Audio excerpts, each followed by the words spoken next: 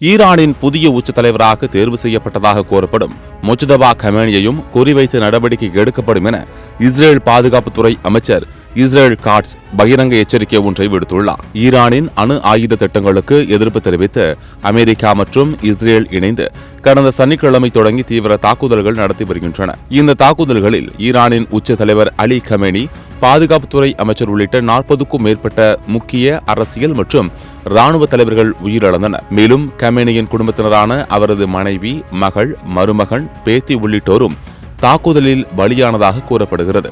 இந்நிலையில் கமேனியின் இரண்டாவது மகன் முஜ்தபா கமேனி ஈரானின் உச்ச தலைவரை தேர்வு செய்யும் மத நிபுணர்கள் பேரவை மூலம் புதிய தலைவராக தேர்வு செய்யப்பட்டுள்ளதாக தகவல்கள் தெரிவிக்கின்றன.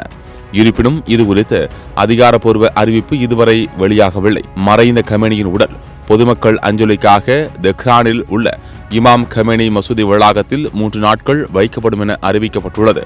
இந்நிலையில் ஈரானின் புதிய தலைவராக யார் பொறுப்பேற்றாலும் அவர் இஸ்ரேலுக்கு எதிராக அல்லது அமெரிக்காவுக்கு அச்சுறுத்தலாக செயல்பட்டால் அவர் தெளிவான இலக்காக கருதப்படுவார் என இஸ்ரேல் காட்ஸ் தனது அறிக்கையில் குறிப்பிட்டுள்ளார்.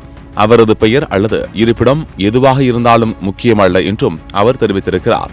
இந்நிலையில் முஜ்தபா கமேனியின் நடவடிக்கைகளை உலகமே உற்று கவனிக்கிறது.